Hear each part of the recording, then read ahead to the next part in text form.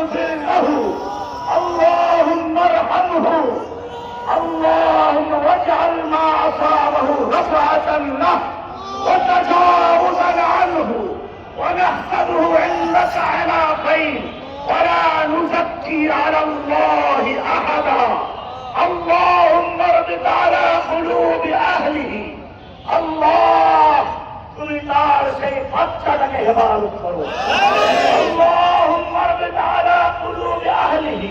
وألهم الصبر والصلوان واجعل مصابهم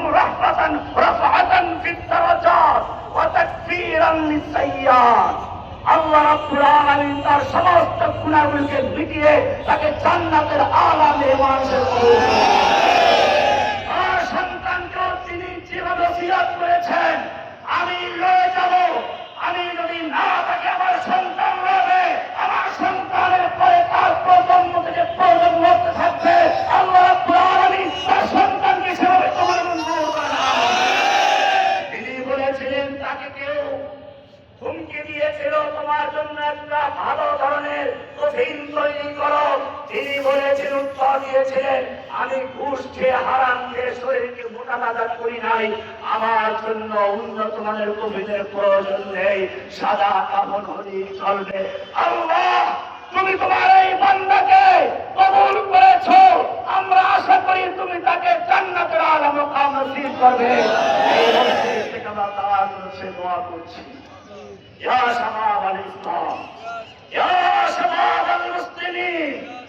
ألزموا الحق وأثبتوا على الاستقامة الطريق قد تظلمه الفتن لكن من سار بنور القرآن وصل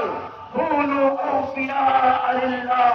صادقين مع أنفسكم عاملين بما علمتم فالاستقامة لا تكون بالشعارات بل بالعمل ولا تنال بالأماني بل بالصبر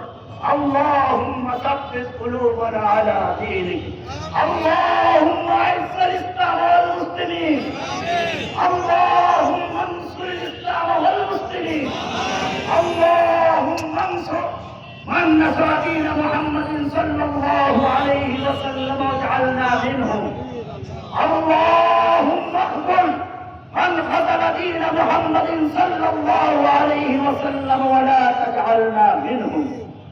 اللهم اقتل الكفرة والمبتدعة والمشركين والملحدين والمنافقين